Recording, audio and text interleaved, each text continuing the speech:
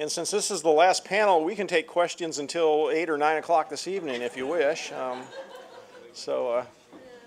see the microphone coming. Are there any questions for this panel?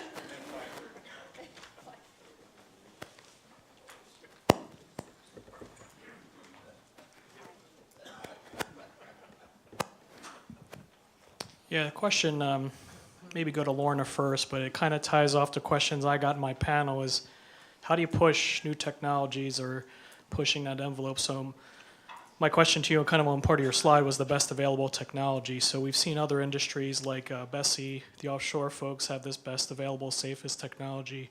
I know they're still figuring out how that evaluated, but interested in your perspective on others that have implemented it. How well does it go? What are the challenges? Things like that. And what would the appetite potentially, if PHMSA wanted to consider that, how would it potentially work? Well, I'd say that PHMSA and the NEB are actually doing that already today. So the PHMSA R&D Forum is a really good way to get everybody together to understand what the threats are at an industry level so that they can actually focus the R&D where it's needed. Gas and liquid are different. So there's going to be different solutions from a technology perspective depending on what it is that you're managing. And every system's a little bit different too. So we have a batch system, which means that we move multiple products. Some people have what we call a bullet line, where they have a single product that goes point A to point B.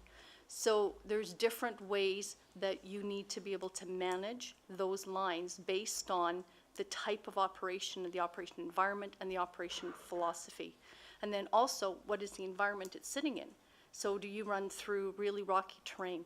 So depending on what it is that you're trying to manage, the technologies that you use are going to be specific to the threats that would exist to the safe operation of your pipeline system.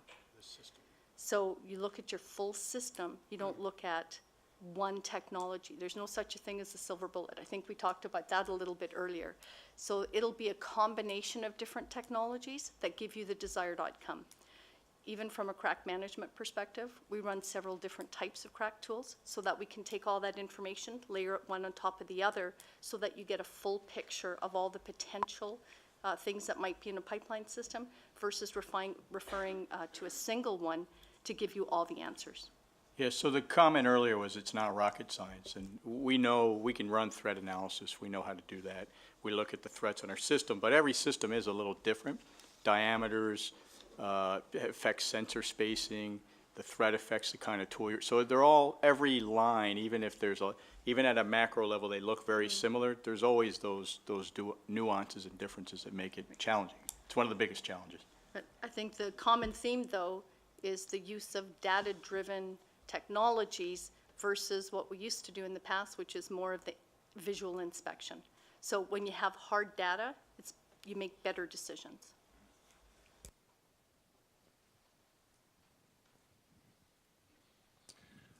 One of the ways to advance the technology is to actually apply it to real-world situations.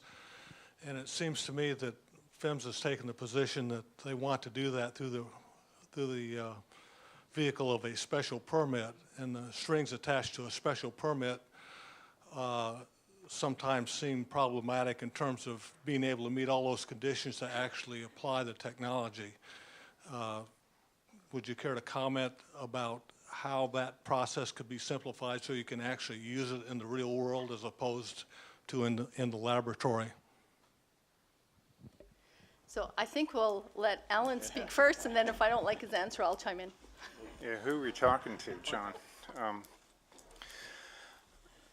Special permits are a tool, and just for those that don't know, if an operator wants to vary from the regulation to use new technology or to vary from it for some other reason and has an alternative, we entertain special permits. And for us to consider those, the solution or the variance from the code to follow the code needs to at least be equal to or safer than following the code. So that's the going in position that we have as we assess any special permit application we get. For us to consider it, we need to come out of it at least equal to what following the code would be. Special permits are a tool that we use for new technology to try things out for potential future code revisions. We did that with plastic pipe, for instance, some of the PA products, the alternate MELP special permits we issued a number of years ago. We issued special permits before we actually developed regulations. Typically, a special permit has conditions tied to it, and I think that's what you're referring to. Those conditions are what we develop to, because of the uncertainty related to the variance, or to make sure that there's no uncertainty that we end up with equal to following the code, equal to the, the safety of just following the code. We come out with conditions and special permits. And those are, the ones I haven't necessarily heard that, they're impractical to implement. They're quite robust requirements, but there are things that we implement just to ensure safety as we go forward. But, they're not really designed to be, not practical. Actually, we feel quite the contrary. They actually institute best practices, if you will, to manage pipeline safety.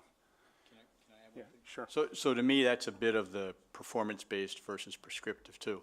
If the performance-based requirement is to make sure you're managing the integrity of your line and you can provide the appropriate technologies to meet that requirement, that might be a performance-based objective that you could then reach versus needing a special permit. And if I can just add the one other thing too, I said I would say something else.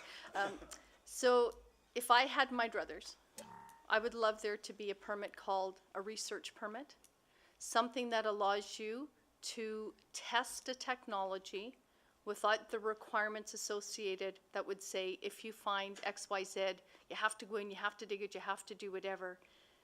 You'd always do validation on your new research that comes in. You need to make sure that what it's telling you is what you're seeing in the field. But if you're not using it as an inspection on your pipeline system, if you're running it as a research activity, I would love there to be a separate permit specifically for technology testing. And I don't think that I've seen that that's kind of a category without all of those requirements associated with it today.